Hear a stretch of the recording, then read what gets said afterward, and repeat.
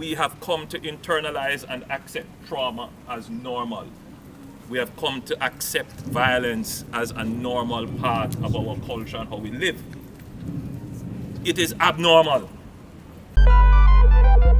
The security forces have created within Central Kingston, within Parade Gardens, a certain level of security. We call this the clear. And then having cleared it, we intend to hold. And having held it for almost a year, we are now in the build phase. And the build phase is not just the physical infrastructure, it is also repairing the heart and soul of the community. One of the testimonials which touched my heart was of a young lady who pointed out that she was going through so much trauma, so much stress. And when Project Star was brought to her, one of the Project Star agents suggested that she should get counseling. And she rejected it at first, like many Jamaicans do. We have come to internalize and accept trauma as normal. We have come to accept violence as a normal part of our culture and how we live. It is abnormal.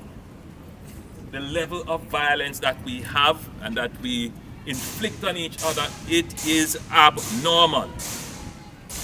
And until we accept that, we will continue to have challenges with our society. Now, the good thing is that the young lady decided to accept the invitation to counseling. And her testimony is that counseling helped her to deal with the trauma that she was experiencing in her life. And if there is one message from the Project Star experience that we would want to carry right across Jamaica, is that if you have a challenge, if you have personal problems, if you have social and emotional problems, mental challenges, talk to someone. And there are professionals, people who are trained, who can be of great assistance in this regard. And I want to commend Project Star for bringing this kind of social intervention into inner city communities where trauma exists as a daily feature of person's existence. We have to show our people that the trauma, that the violence, that the aggression, it's not normal, it shouldn't be, and there is indeed another way. So the government's crime fighting strategy has been very tactile. It has focused heavily on investing in the police force and the military. It has invested heavily in technology and equipment, and it has invested heavily in the dynamic response of the security forces to ensure that we control spaces, that we control actors, and that we are able to interdict criminals and prosecute. That is half of the problem. The next phase of the government's crime fighting strategy is to treat with the center of the problem. And the center of the problem is the person. So we have to now invest heavily in our social support, our psychological and emotional support. We have to invest heavily in our crime prevention, in our youth involvement, in our community involvement. And you would have started to see the government making those kinds of investment in some of the interventions that we have been putting significant resources in for our young people, for psychological and social and emotional support. But we're going to take that a step further. We have had now for the last 2 years a committee that has been empaneled to develop a national strategy to deal with violence. And this is the National Commission for the Prevention of Violence, headed by Professor Sam Vaughan.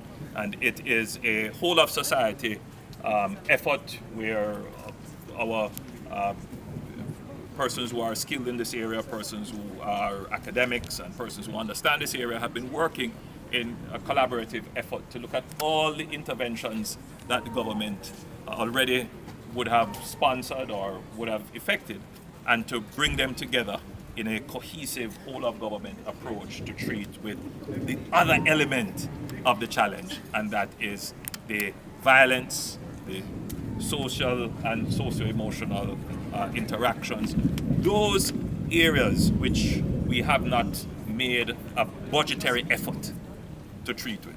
So Project STAR could be considered as one element in this strategy.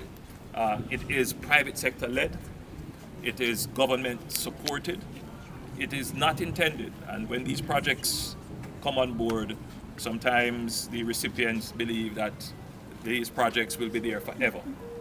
The private sector can't carry social projects forever, but their intervention is intended to fill gaps where they exist, to give immediate relief, and to find ways to integrate them into the government's program.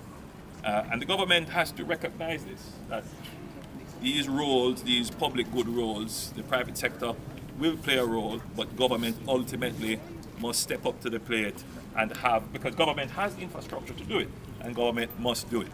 So Project STAR is a good start and a good example. I encourage other members of the private sector who are not yet on board to come on board.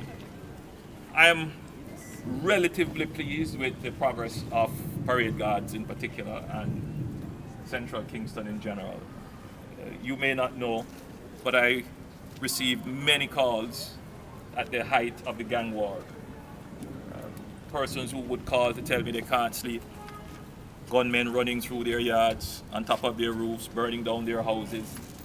People who were friends before all of a sudden became enemies. People who sat beside each other in school became enemies. The community was indeed dysfunctional. And as a government, we tried to figure out how do we respond quickly. And the call from the country was always to be send in the police or send in the military. Quite a bit of work has to be done to make the presence of the police and the military effective. The police can always come, the gunmen run off, or they blend into the community, or the very people in the community hide and protect them. So we developed, of course, the zone of special operations so that the presence is not intermittent.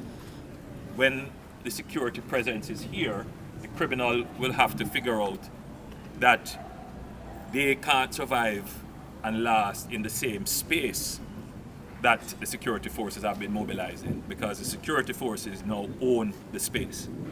And that is why the zones of special operation and the SOEs give that kind of long-term projection so that criminals have to rethink how they operate in a space. But the truth is that we can't hold the space forever under security operations. That's not the solution. The solution is, while we have created the space, we have to get the parents to come out and take responsibility for their children, which is why I'm so pleased to hear about the efforts in parenting under Project STAR. The schools have to come out and take responsibility for their students to ensure that every student is engaged. And that is why I'm very happy to see that Project STAR is working with schools in the communities, whether it is a school feeding program or training youngsters to create that bridge between school and the world of work. And it is also important that the young people in the community, and forgive me if I'm going to be gender specific, to say the young men in particular, we have to focus on the young men, because it is the fact that over 90% of crimes are committed, especially murders and other serious crimes, are committed by males. And males are the predominant victims of crime in Jamaica. So there has to be, in the general policy, a specific focus on our young men, particularly those 16 to 24. And so I'm happy to see that Project STAR has made some interventions. There were testimonials from young men who have gotten jobs and who at first were skeptical, as they always are very skeptical about these kinds of interventions. They're very suspicious.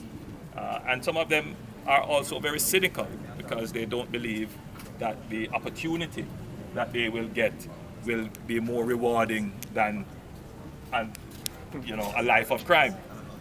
So it is important that Project STAR shows that these young men can have viable opportunities by pursuing formal means.